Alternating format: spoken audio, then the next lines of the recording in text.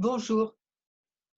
Quand on a du mal à trouver l'origine d'un de nos problèmes, qu'on a cherché dans notre enfance, dans cette vie-là, souvent, il s'agit de quelque chose qui vient de l'inconscient familial ou de l'inconscient du groupe, même de l'inconscient de l'humanité, en fait, puisqu'on est tous reliés. Donc, les événements passés, historiques, ont une influence réelle. Donc c'est pour ça que j'ai fait déjà une vidéo sur les femmes battues. Il y en a qui sont encore concernées à l'heure actuelle, mais on a toutes et tous dans notre inconscient des femmes battues, dans nos ancêtres. On a tous aussi, certainement, tapé sur des femmes. On a été des gens pas très gentils aussi. On a tout fait et tout subi. Ça aide de se dire ça. Bon, ceci dit, c'est dans cette vidéo-là, on va parler de quelques-unes des conséquences des guerres sur l'inconscient collectif. Et on a tous des ancêtres morts à la guerre, évidemment, même si on parle de guerre très ancienne. Et la plupart du temps, un grand-père, un arrière-grand-père mort dans une guerre récente, du siècle dernier, mais pas du Moyen Âge, je veux dire. Et voilà, et on va faire un protocole EFT pour alléger cette partie de nous. On va prendre l'exemple d'un grand-père, mais ça peut être vous transposez, hein.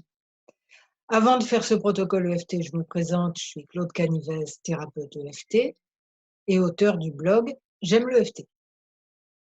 Vous pourrez trouver des articles en rapport avec cette vidéo en bas de cette vidéo ou en regardant mon blog J'aime l'EFT.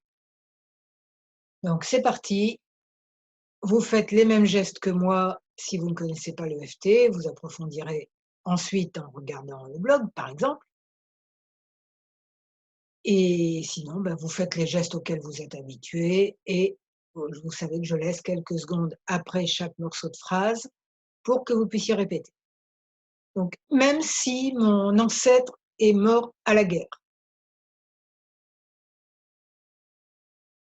et que quelque part je sens qu'il y a un poids tellement lourd sur moi, sur ma famille, parce que cet ancêtre, il est divinisé, quoi. C'est le héros de la famille et on n'a pas le droit d'être plus heureux que lui. Et lui, il n'a pas été heureux, au moins quand il est mort. Même si tout ça, la réalité, c'est que tout le monde a le droit d'être heureux maintenant et que j'ai le droit d'être heureuse maintenant et après et toujours. Même si on est conditionné à porter des deuils interminables,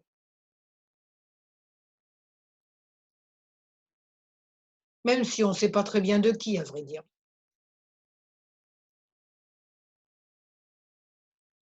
La réalité, c'est qu'on peut peut-être laisser tomber tout ça, que ça alourdit tout le monde, tous les êtres, la famille, les descendants, moi, le monde, et que ça n'apporte rien à personne, même pas à la personne partie là-haut trop tôt.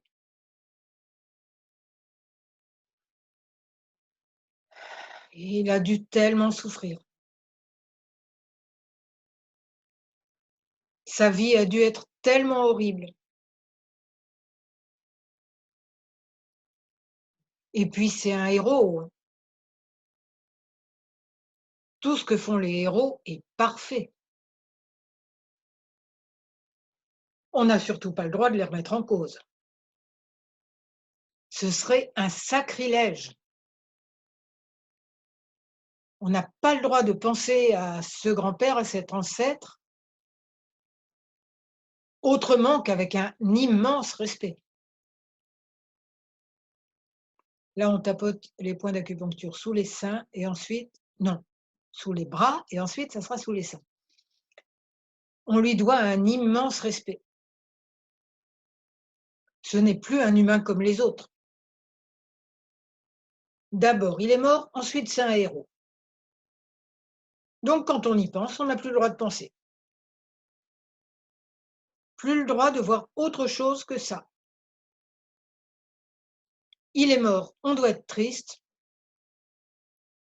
C'est un héros, on ne doit rien remettre en cause de ce qu'il a fait.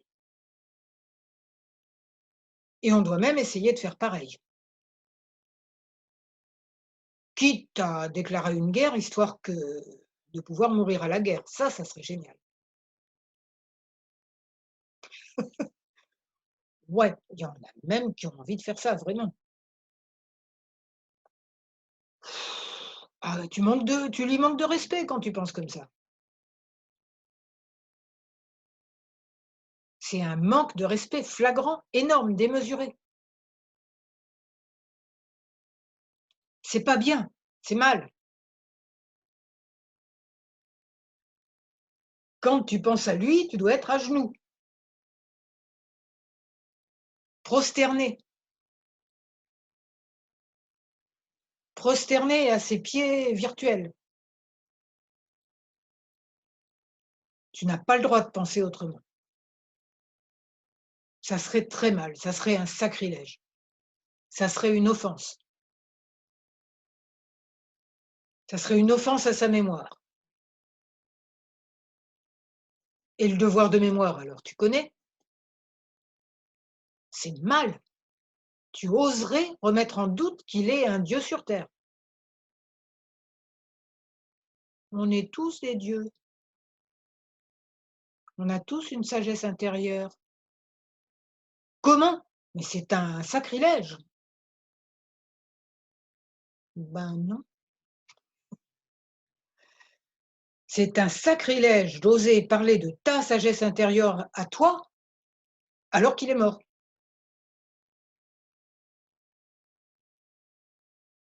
Franchement, je vois pas le rapport. Moi non plus, mais il y en a un. Il est mort, tu lui dois le respect. Ben oui, mais je pense qu'il a jamais dit qu'on n'avait pas le droit de penser. Ben, je pense pas qu'il ait dit ça. Je pense pas qu'il ait dit qu'on devait devenir idiot parce qu'il était mort pour, défendre ses idées.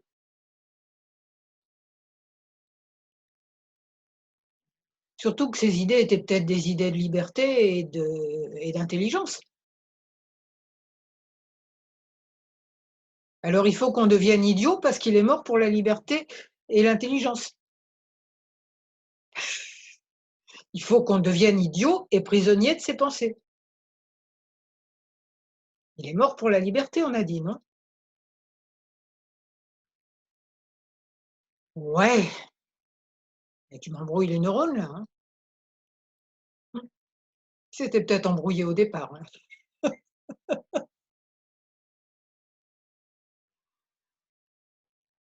S'il est mort pour la liberté, bah, peut-être qu'on a le droit d'être libre. Je suppose qu'il n'est pas mort pour qu'on soit bête et prisonnier dans notre tête.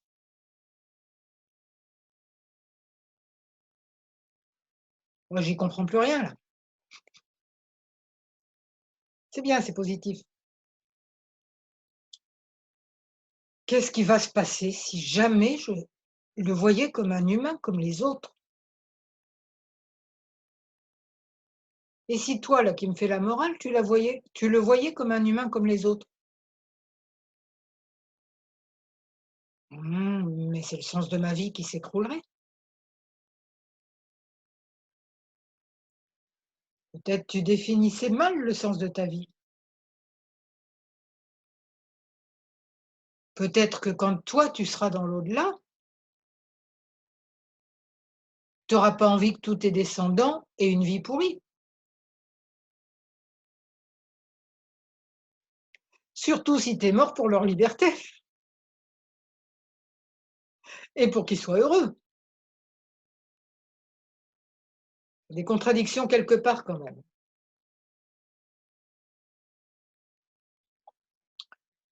Ouais, peut-être bien, ouais. J'ai quand même pas le droit d'être heureux. Ben si, dans le principe, si, si. On est venu sur terre pour faire des expériences, mais des expériences sympas à la base, pas de se torturer.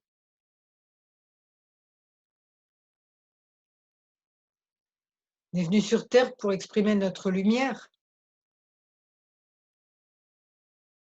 notre capacité infinie, nos capacités infinies, et pour voir avec plaisir celles des autres. Alors OK, il a été courageux, il a été cohérent peut-être avec sa logique, je pense. On n'est pas obligé d'avoir la même, parce qu'on va peut-être pas repartir en guerre, hein. On a quand même vu les dégâts que ça faisait, sur le moment et dans les générations qui suivaient. Sinon, on ne serait pas en train de faire l'EFT pour s'en remettre. Bon, alors maintenant, je lui envoie plein d'amour. J'envoie plein d'amour à tous ceux de la famille qui se sont crus obligés de faire des deuils éternels.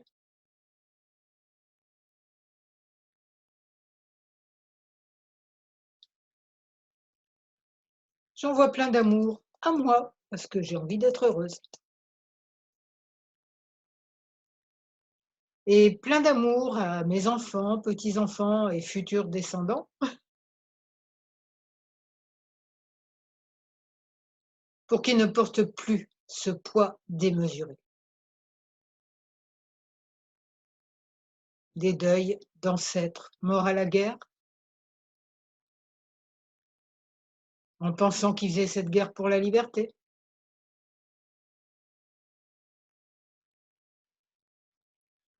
Ils la faisaient par amour, c'est un peu paradoxal.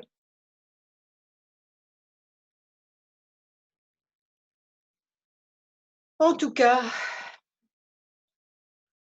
je souhaite la paix et l'amour à tous les êtres, aux ancêtres, à moi, aux descendants et au monde entier. Voilà, si ça a allégé un petit peu des ancêtres qui passaient par là, vous, tout l'inconscient collectif qui nous pèse si fort dessus, si c'est un peu ou beaucoup allégé, eh ben c'est fantastique, c'est le but. Alors vous mettez un j'aime, vous allez voir mon blog qui s'appelle J'aime le FT et vous vous inscrivez à ma newsletter et à ma chaîne YouTube peut-être. Et voilà, je vous souhaite beaucoup de bonheur et je vous remercie.